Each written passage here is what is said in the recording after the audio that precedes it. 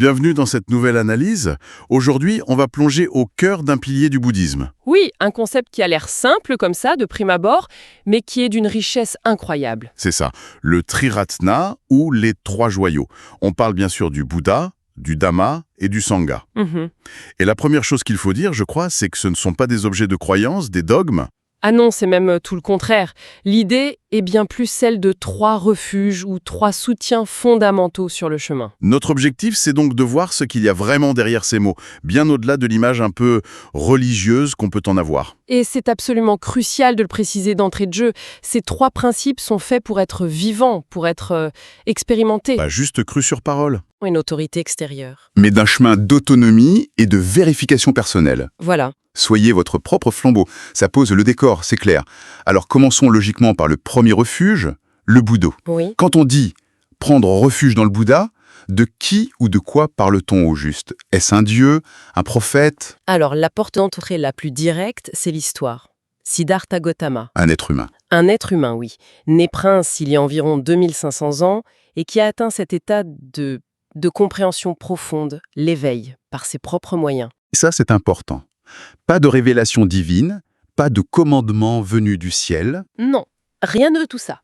Juste un homme qui, par l'introspection, par l'effort, a compris la nature de la souffrance et comment s'en libérer. On a tendance à l'oublier, mais ça devait être une idée absolument révolutionnaire pour l'époque. Ah oui, complètement. Dans un monde pétri de dieux et de rituels, arriver et dire que l'illumination est un potentiel humain, accessible à tous. Sans intermédiaire divin. C'est une démystification totale. C'est exactement ça. C'est l'idée radicale que la libération, ce n'est pas quelque chose qu'on reçoit d'en haut, mais quelque chose qu'on réalise en soi. Et ça nous amène à la signification plus profonde du joyau Bouddha, j'imagine. Précisément. Au-delà du personnage historique, le Bouddha représente le potentiel d'éveil qui existe en chaque esprit. Donc ce n'est pas une entité à prier pour avoir des faveurs. Non. C'est un état de conscience à cultiver. Un état de conscience. Et quelles seraient les qualités de cet état? On parle d'une conscience parfaitement claire, débarrassée des filtres, des illusions, des préjugés. On parle aussi d'une compassion immense, mais une compassion qui n'est pas possessive, qui ne s'attache pas, et qui ne crée donc pas de souffrance. D'accord. Clarté, compassion. Et enfin, une sagesse qui voit les choses telles qu'elles sont, sans aucune peur. C'est la clarté ultime sur la nature de la réalité. Il y a une métaphore dans nos sources que j'ai trouvée très parlante pour visualiser ça. Ah oui, Le Bouddha y est comparé à une personne qui se réveille d'un long rêve.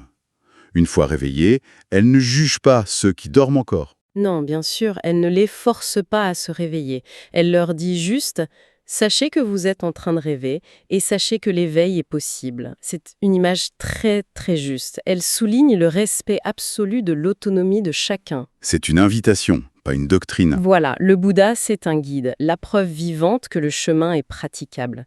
Donc, prendre refuge dans le Bouddha, ce n'est pas adorer une personne. C'est reconnaître ce potentiel de clarté en soi. Et s'engager à le cultiver, en s'inspirant de celui qui a montré le chemin. D'accord? Donc, le Bouddha nous montre que l'éveil est possible. La question qui vient tout de suite après, c'est comment? Ah, oui. Quel est le mode d'emploi? Et là, j'imagine qu'on arrive au deuxième joyau, le Dhamma. On y est.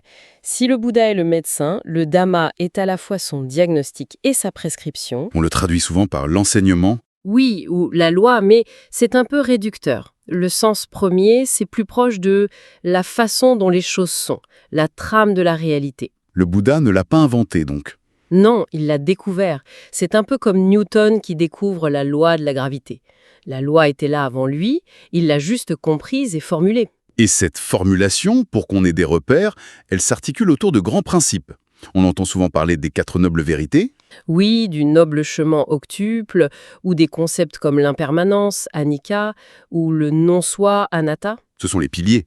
Ce sont les piliers de l'enseignement. Mais ce qu'il faut bien comprendre, c'est que ce ne sont pas des dogmes à croire. Chaque point est une hypothèse de travail. À vérifier par soi-même, à vérifier par sa propre expérience. Et au cœur de tout ça, d'un point de vue philosophique, il y a une loi fondamentale, la production conditionnée. Alors là, on touche à un concept qui peut paraître très abstrait. Comment est-ce qu'on peut le rendre plus concret ? L'idée centrale, c'est que rien n'existe de manière isolée, de manière indépendante. Tout ce qui apparaît, un objet, une émotion, une pensée, Oui. n'apparaît qu'en fonction d'un ensemble de causes et de conditions. Attendez, pour être sûr de bien suivre, si je ressens la colère par exemple, Mhm. cette colère, ce n'est pas une chose solide qui serait ma colère. Elle apparaît seulement parce que plusieurs conditions sont réunies. Comme par exemple, J'ai mal dormi, quelqu'un m'a contrarié au travail, il fait une chaleur étouffante. Si on enlève une de ces conditions, la colère n'apparaît pas, ou différemment. C'est ça l'idée en fait. c'est exactement ça, vous avez parfaitement saisi. La colère n'existe pas en soi, elle est le fruit d'un processus. Et comprendre ce processus, c'est la clé pour ne plus être son esclave. Voilà, et c'est valable pour tout. Le Dhamma, c'est cette compréhension intime de l'interconnexion universelle. Les sources proposent deux autres métaphores très parlantes. La première, c'est que le Dhamma est comme une carte. J'aime beaucoup celle-là. Elle montre le terrain, les reliefs, les chemins possibles, Et les impasses. mais la carte n'est pas le territoire. Non. Ça remet la responsabilité sur l'individu. Le guide peut donner la meilleure carte du monde, mais c'est à chacun de marcher. Tout à fait. Et l'autre métaphore, celle du remède, est aussi très puissante. Oui, le Bouddha, c'est le médecin qui diagnostique la maladie universelle, dukkha, l'insatisfaction. Il en identifie les causes, l'attachement, l'aversion, l'ignorance.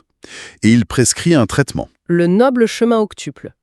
Mais au final, c'est au patient de prendre le remède et de voir les effets. C'est une approche très pragmatique, empirique même. D'accord. Donc on a l'inspiration, le potentiel à atteindre, le Bouddha. Oui. On a la carte, le mode d'emploi, le Dhamma. Oui. Mais se lancer seul sur un chemin de transformation aussi exigeant, ça semble incroyablement difficile. Ça l'est. J'imagine que c'est là qu'intervient le troisième jayo, le Sangha. C'est tout à fait ça. Le Sangha, c'est la communauté des compagnons de route. Et là, il faut tout de suite corriger une idée fausse. J'allais y venir. J'ai toujours eu cette image un peu figée du Sangha, un peu fermée. Les moines et les nonnes d'un côté et les laïcs de l'autre. C'est une vision très répandue. Comment est-ce que cette idée d'une communauté plus vivante s'est développée? C'est une adaptation moderne, occidentale? C'est une excellente question. La vision traditionnelle du Sangha monastique, elle, reste fondamentale. Ce sont des personnes qui dédient leur vie à ça, qui sont les gardiens de la transmission. Ils incarnent le Dhamma. Voilà. Mais l'idée d'un Sangha élargi ou vivant, elle reconnaît que toute personne qui s'engage sincèrement sur le chemin fait partie de la communauté. L'idée de fond, elle est simple mais profonde. L'éveil ne se produit pas en vase clos. Nous sommes des êtres relationnels. Exactement. Ça me parle beaucoup. J'ai essayé une fois de méditer seul avec une application. J'ai tenu 3 jours. Ah, c'est classique. Un exemple parfait. La métaphore classique, c'est celle des compagnons de voyage qui traversent une montagne. Savoir que d'autres marchent sur le même chemin, affrontent les mêmes doutes, Célèbre les mêmes petites avancées. ça donne de la force et de l'humilité. Et puis la communauté, c'est un miroir. C'est-à-dire? C'est dans l'interaction avec les autres qu'on voit nos impatiences, nos jugements, mais aussi notre capacité à la bienveillance. Le Sangha, c'est le laboratoire où l'on teste la carte du Dhamma. D'accord. Donc on a ces 3 piliers. L'inspiration, la méthode, le soutien. Mais le bouddhisme n'est pas un bloc monolithique, loin de là. Il y a le Theravada, le Mahayana, le bouddhisme tibétain. Est-ce qu'ils voient tous ces 3 joyaux de la même manière? Alors, non, ça se nuance, et c'est là que ça devient vraiment fascinant. Chaque école éclaire une facette différente du même joyau. Commençons par le Theravada, le plus ancien. Dans le Theravada, l'accent est mis sur la libération personnelle. Le but, c'est de devenir un arahan, un être accompli. Donc le Triratna est vu de façon très pragmatique. Très pragmatique, oui. Le Bouddha est le guide historique exemplaire, le Dhamma est la feuille de route précise, et le Sangha, c'est la communauté, surtout monastique, qui garantit la discipline. Un chemin très clair, centré sur l'effort individuel. Et le Mahayana alors? Le Mahayana, le grand véhicule, opère un changement de perspective. Ah oui. Spectaculaire. Le but n'est plus seulement sa propre libération, mais la libération de tous les êtres. L'idéal devient le bodhisattva. Celui qui retarde son propre éveil final pour aider les autres. C'est ça. Attendez, ça c'est un changement de paradigme complet. Passer de la libération personnelle à celle de tous les êtres. Oui, c'est énorme. Qu'est-ce qui a pu motiver un virage aussi radical? C'est la réalisation poussée à son extrême de l'interdépendance. Si, comme le dit le Dhamma, tout est interconnecté, Alors ma libération ne peut pas être totalement séparée de celle des autres. voilà. le moi isolé est une illusion.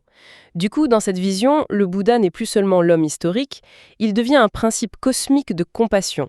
Et le Sangha, dans l'idéal, s'étend à tous les êtres vivants. C'est une vision beaucoup plus vaste, plus inclusive.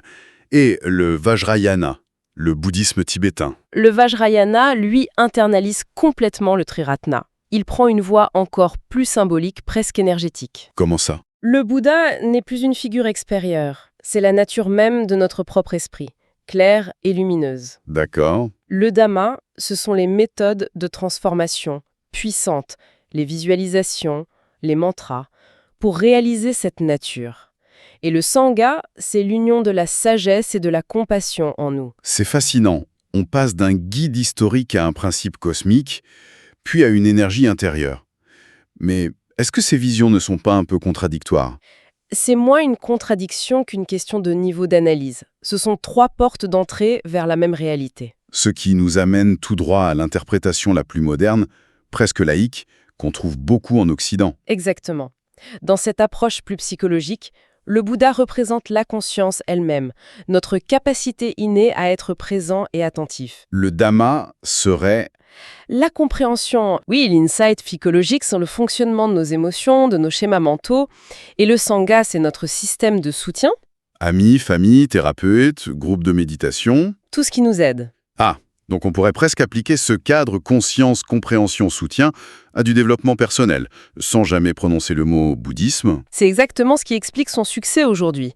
Il offre un cadre de transformation complet et pragmatique, sans nécessité d'adhésion à un système de croyances. Alors, si on essaie de ramener tout ça à nous, ici et maintenant, dans ce monde plein de distractions et d'anxiété, quelle est la pertinence concrète de ce triptyque ?